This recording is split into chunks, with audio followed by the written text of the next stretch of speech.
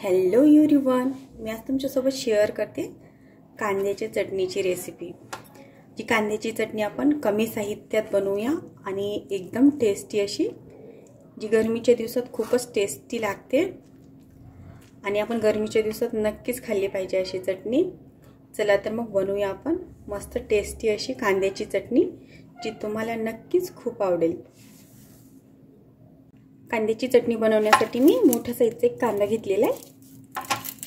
तुम्ही जर छोट्या साईजचे घेत असतील तर 2 कांदे घ्यायचे।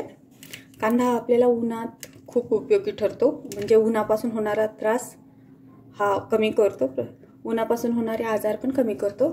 उष्माघाताचा वगैरे त्रास होणारा तो नक्कीच कांदा कमी करतो, शरीराला आपल्या थंडावा देतो। गरमीच्या दिवसात नक्कीच कांदा खायला पाहिजे। तर अशा गुणकारी कांद्यापासून आपण मस्त टेस्टी अशी चटणी बनवूया। मी कांदा कट करून घेते। मी कांदा कट करून घेतलेला आहे। कांद्याचे मोठे मोठेच काप करून घ्यायचे, जास्त बारीक नाही कट करायचा, असे मोठे मोठेच तुकडे करून घ्यायचे। आता मी छोटा मिक्सर बाउल घेतले, त्याच्यामध्ये हा कांदा कट केलेला टाकून घेते। नंतर याच्यामध्ये टाकून घेते मी अर्धी वाटी कच्चे शेंगदाणे। शेंगदाणे कच्चेच घ्यायचे, म्हणजे चटणी आपली एकदम टेस्टी बनते। आणि लसणाच्या 10-15 पाकळ्या घेतलेल्या आहेत मी, आणि अर्धा चम्मच मीठ घेते, चवीपुरतं मीठ टाकून घ्यायचं। आणि एक चम्मच लाल मिरची पावडर टाकून घेते मी। तुम्ही तुमच्या आवडीनुसार कमी जास्त लाल मिरची पावडर टाकू शकता। तुमची मिरची कशी आहे, जास्त तिखट किंवा जास्त तिखट पाहिजे असेल किंवा कमी तिखट, तर तुम्ही तसं मिरची पावडर टाकून घ्यायची।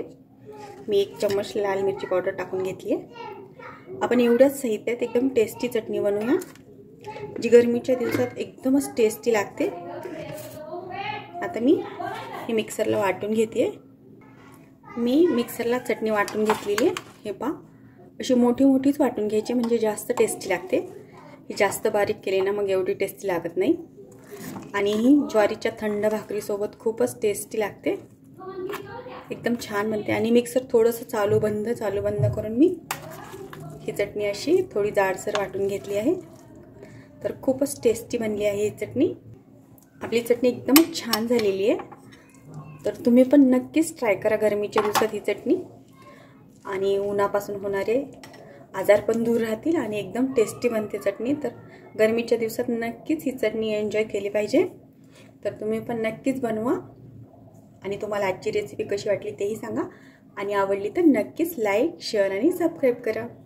भेटूया पुढच्या रेसिपीसोबत।